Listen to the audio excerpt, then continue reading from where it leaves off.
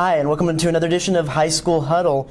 We have games to get to and pick this week, but we have a huge story that just came down this week regarding Arlington Martin. They are back in the playoff race. The UIL State Executive Committee ruled in their favor in the ineligible player ruling that was actually ruled differently by the District Executive Committee. So Martin is back. They're back on top of District 3 5A, and that means their game against Arlington Bowie this week is for the district title.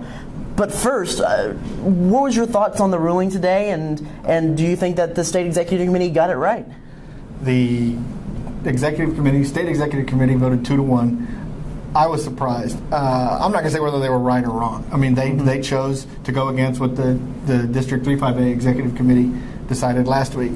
That while Martin did, well, both sides failed on the paperwork issue regarding this transfer player, but the UIL let him off the hook on that. As a coach, I think sometimes you're willing to to bend over backwards to go to extreme measures to help a kid out, and I think that's what they were doing. I got to commend Bob Wager and Scott Peach for doing it. They might have they got caught, I guess, but in some ways, and they admitted it.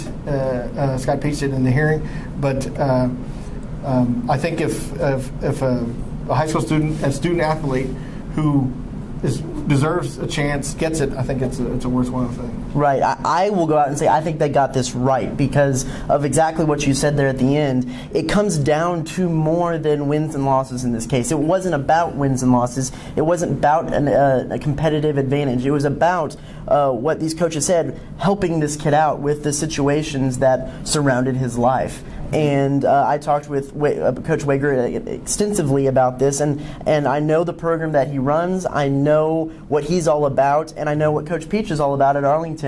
And they were simply trying to help this kid. It was about this individual kid.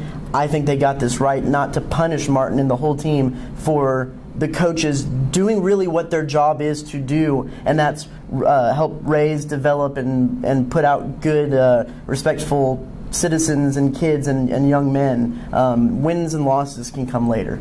Yeah. So I commend the State Executive Committee for making that ruling. So now, that being said, we have a game that all of a sudden it might be one of the games of the season with everything surrounding it and the two teams.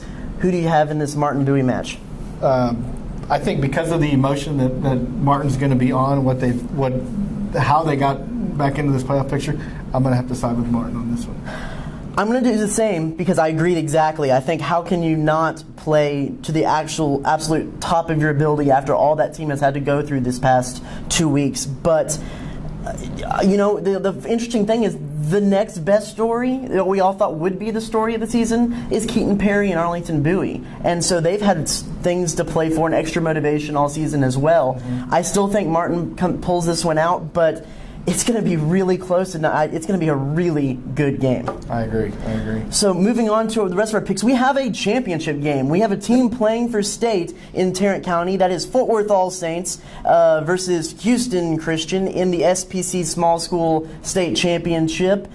Does All States bring home another state championship ring? Oh, I think so. They're undefeated, 10-0. Houston Christian is 7-3. All Saints beat this same team last year in the SPC semifinals, 49-21. I think it's going to be the same kind of score. Foster Sawyer is a great quarterback. This will be, I guess, his last regular high school game unless he plays in All-Star games as he just prepares to move on to the next step, playing for TCU. He'll have them ready. The team will be ready for sure. Oh, of course. I think that there are several 4A schools in this area that would have trouble against this Fort Worth All Saints team. I think they roll on to another state championship, no questions asked. Also, we have a game that has intense playoff ramifications. That's Mansfield Summit versus Lancaster. That game is at 7:30 p.m. Friday at Beverly D. Humphrey Tiger Stadium in Lancaster.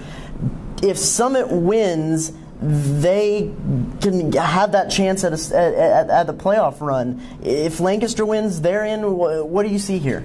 Well, Summit was in a must-win game last week against Mansfield Legacy. just to get to this point, and they beat Legacy last week. That's a huge accomplishment on the part of the Jaguars. Lancaster has they've had, I mean, they've both had up and down seasons, but Summit is coming in on a roll. Lancaster, they were a state championship team this year. They're not obviously as deep last year as they are this year. It's at home. That's a big edge to them. The thing I looked at closest, or one thing I looked at was that both teams, when they played Seguin, both lost to Arlington. Seguin is already a playoff qualifier. Summit lost by 3 points. Closer score than Lancaster. I'm going to go with Summit on this one. I'm actually going to go with Summit too, and here's my key to this game. Mansfield Summit's passing game has really come on, and it was excellent against Mansfield Legacy last year. Lancaster has typically always been known for their run game. If Summit can get up and get ahead early, it's going to be a lot harder for Lancaster to come back and take this one than it is for Summit to keep trying to score, keep moving the ball through the air. I have Summit, especially if they can get on the board quick and get on the board often early. And then finally for our game picks, real quick, we'll get into Fort Worth South Hills versus Fort Worth Southwest, 7 p.m. Thursday at Scarborough-Hanley Field. This is winning you're in. Who do you have? It's two schools that are maybe 2 miles apart. Big, intense rivalry. I'm going to go with Southwest because I think they've got a little more depth. I also am going to go to Southwest too because I think they're still one of the better offenses in the Fort Worth ISD, and that's just going to be tougher for South Hills to stop. No huddle real fast. LD Bell versus Colleyville Heritage. I'm going to take Colleyville Heritage. I'm going to go LD Bell. I like Colson Romano, their quarterback. Justin Northwest versus Keller Central.